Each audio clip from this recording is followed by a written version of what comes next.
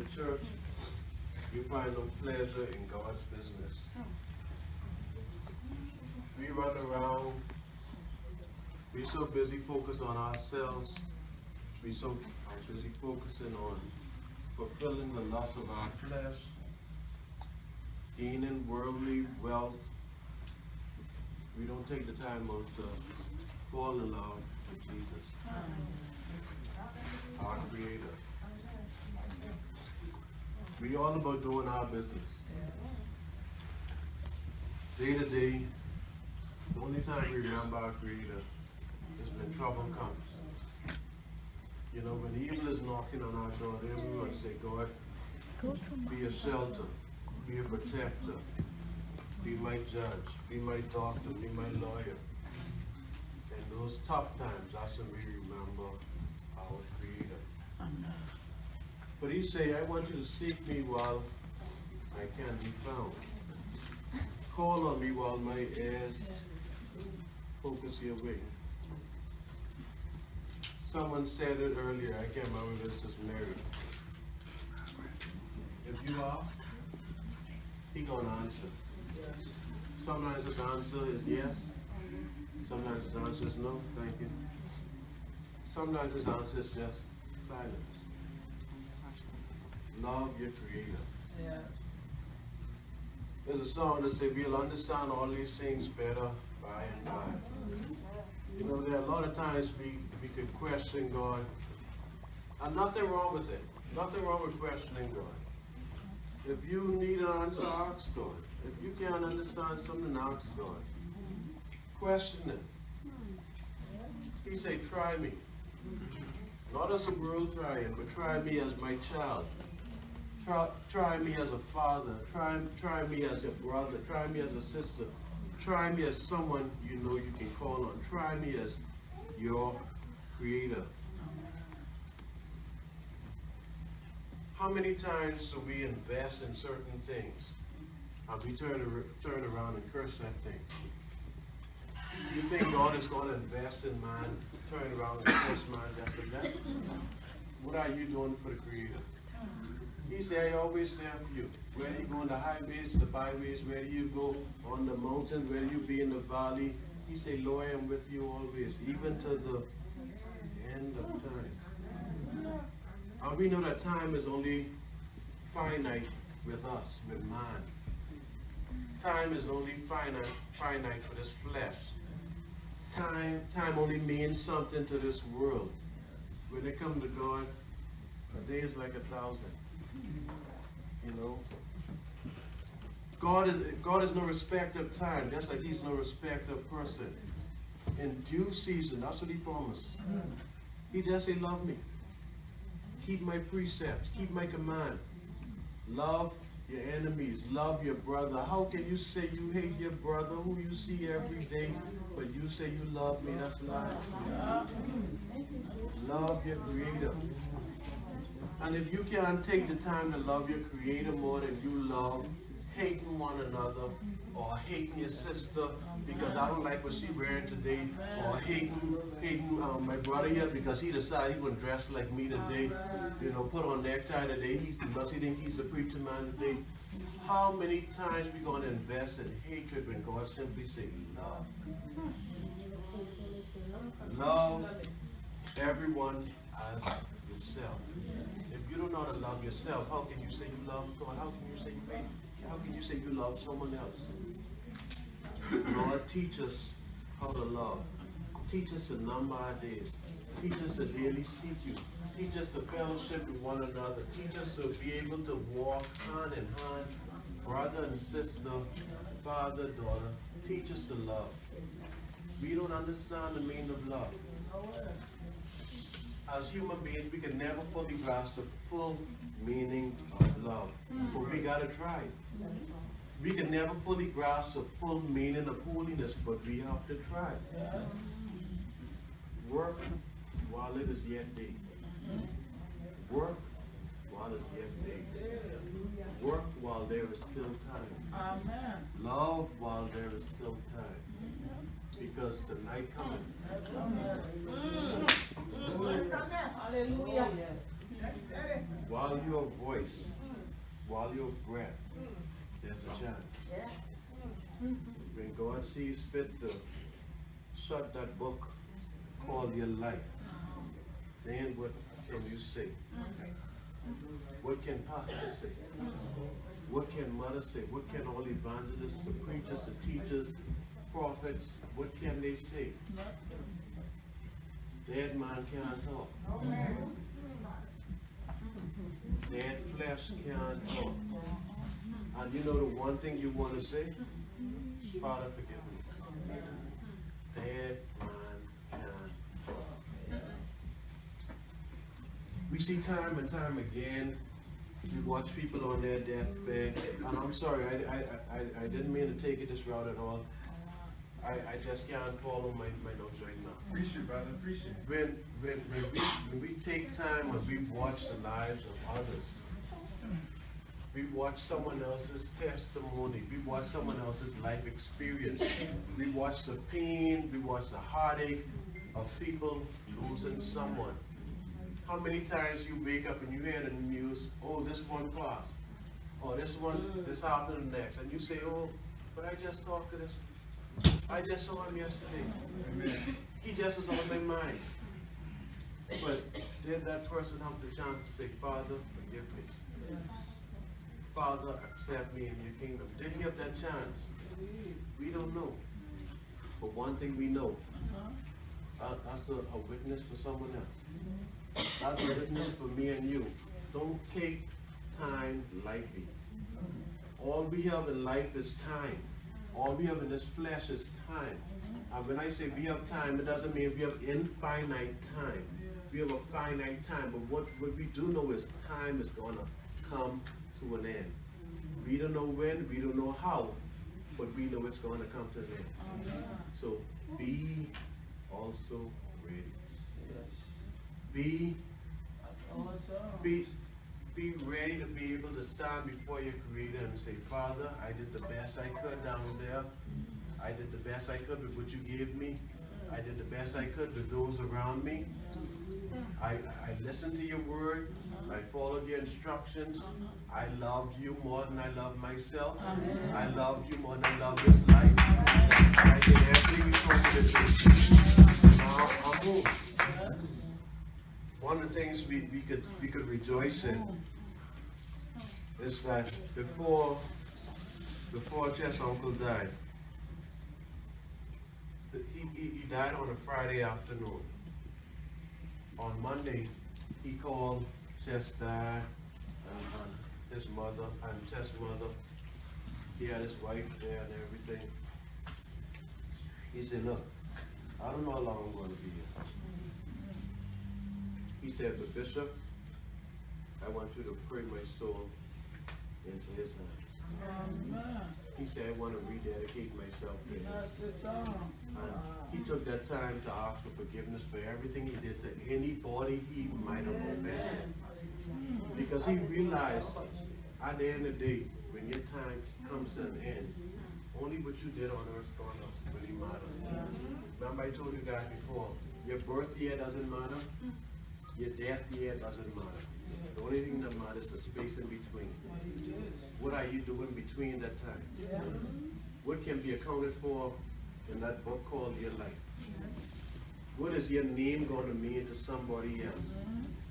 Most importantly, what is your name going to mean to God himself?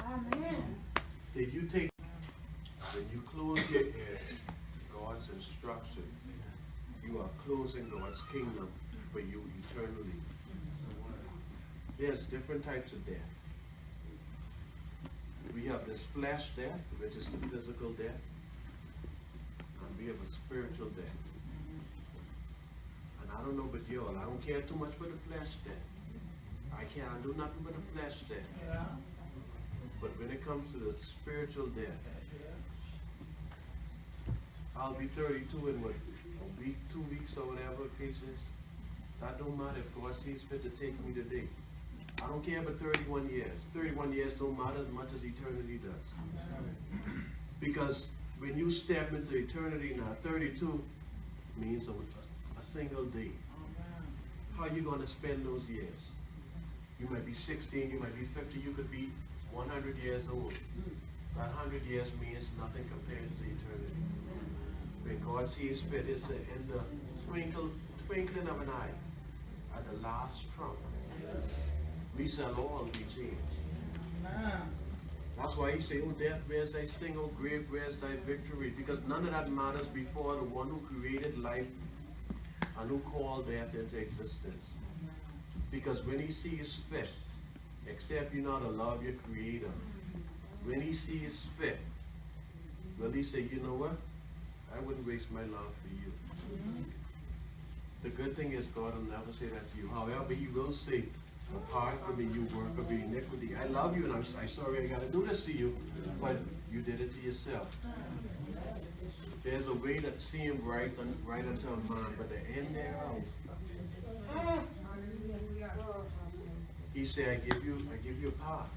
As narrow as it seems, I give you a path. Just stay on the path. Everything else is broad. See the rest of that broad. But this is a narrow path right here. Plenty people over there. Plenty people over here. See right now, only me on this path right now. That's how it is spiritually. You're going to feel like you're all alone. But don't mind the numbers. I don't care how much people sitting on this side. I don't care how much people sitting on that side.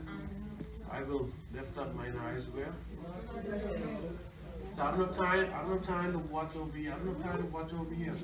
It's going to always be people there. Remember, I told you guys, your hater's going to be there. Your lover's going to be there. Your enemy's going to be there. But at the end of the day, it matters if God's going to be there. Now, where are you going to spend that eternity? You love your flesh, right? So, okay, let's stay with the fleshly people. When we enter eternity, we're going to stay with the fleshly people. We know what God say about the fleshly people in eternity. But he say, work while it's day. Work. Because don't mind all the pain now. He say he's going to turn beauty from your ashes. So don't mind all the heartache you're going through right now. That day is going to come. That day is going to come. When he say, well done. All he says is love me. All he says is follow me. He said, if you love me, you're going to keep my commandments. If you love me, you're going to spread my word. If you love me, you're going to follow after me. Forget about the riches. Build not treasures on earth, where moth corrupt. Thieves break in and steal. But you got to build your treasures on eternal things. Because no man can enter God's kingdom except he led him through that gate.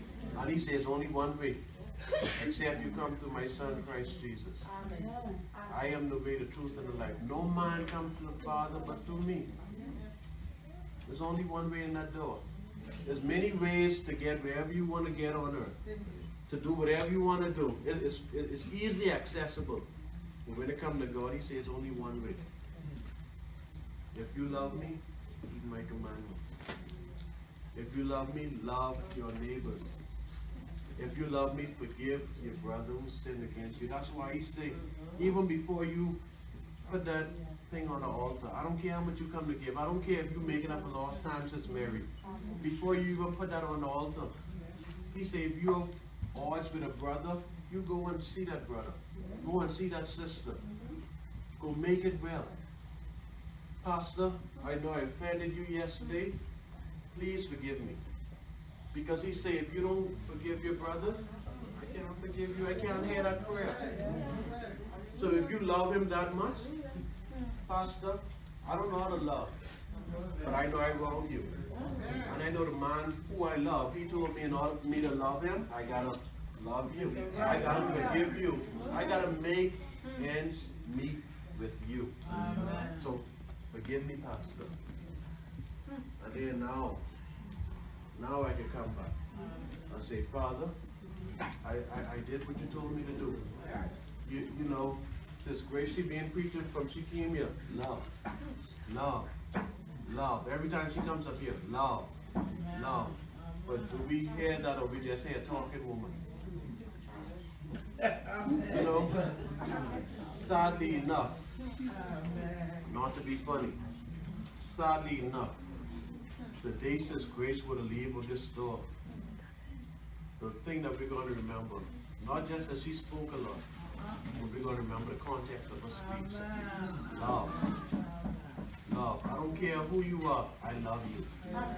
That's her message from she came here. I don't care who you are, I don't care what you look like, I don't care who you look like, I love you.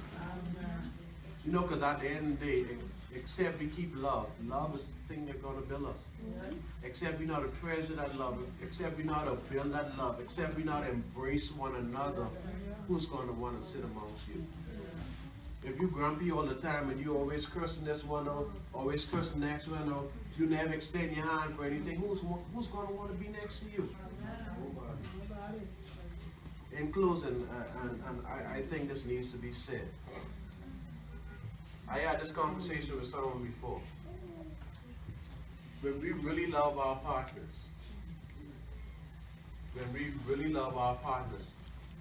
and I'm not talking about the married folks, I'm talking about the supposed to be married folks. When you love your boyfriend, when you love your girlfriend, it's easy to live in sin. It's easy to live in sin. And I want this thing to remain in you. We say, love me. When we have a so-called partner in our life, yeah, we take it all willy-nilly. We go around and say, oh, this is my wife, this is my husband. You don't have no papers to call that person your mate. Come on now. We play this thing too much. I think we let it slip through the churches. When you really love your mate, when you really love that person next to you, let me give you this example. When you go to a grocery store, you pick something off the shelf, something that you really want. You say, okay, this is my favorite bag of chips. Among all the bag of chips here, I love this one the best. I want this chip. That chip isn't yours until you walk to that counter. You present that bag of chips to the cashier. The cashier presents you with a receipt. Now you can open that bag of chips. It's yours. If you want to waste the chips on the floor, waste the chip on the floor. If you want to give it to someone else, give it to someone else. But you got paper, that's yours. Amen. When you call yourself saved, and I say this out of love, everyone. I'm no better than no one else. The Bible says no sin is better than the next one. So at the end of the day, you take it in love. Or I'm sorry if I offend you, but at the end of the day, I'm going to speak it as He give it. Because when I go and sit down, I want to say, Father, I said what you told me to say. I did what you told me to do. And now you do the rest. So Holy Spirit, have your way even before I get it out. When you get that chip and you present this chip, that chip isn't yours until you walk to that counter. You present that bag of chips to the cashier. The cashier present you with a receipt. Now you can open that bag of chips. It's yours. If you want to waste the chips on the floor, waste the chip on the floor. If you want to give it to someone else, give it to someone else. But you got paper, that's yours.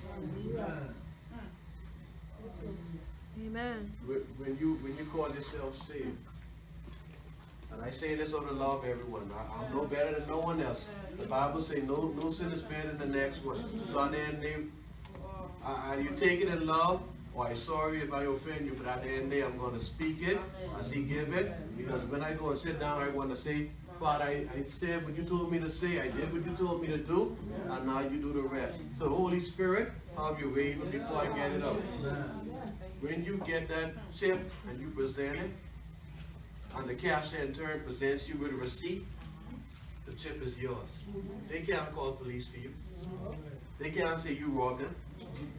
They can't say you just taking advantage of the store, doing whatever you want to do. That's yours. It's no longer the chips for the store. It's now Johnny's chip. What I did, when I found a woman that I wanted, when I found a woman that I realized that, God, this is a person for me, I came to the church. I presented this woman before God, before man. After I did that, now there's a blessing attached. what I want you to realize, God blesses you, yes he does. But when you really want that real blessing, when you call yourself a family, when you want that real blessing, know how to present that you call your wife, that you call your husband, present that person towards God. Say, God, I present them to you. This is who I choose. This is who I want. This is who I want you to bless me with. So here goes my presentation to you. And then God in turn will be like, that's who you want. That's who you believe your blessing comes through. You're blessed by me. And that's when he said, the bed is undefiled. He who findeth a wife. He that findeth a wife, not find a woman. He that findeth a wife.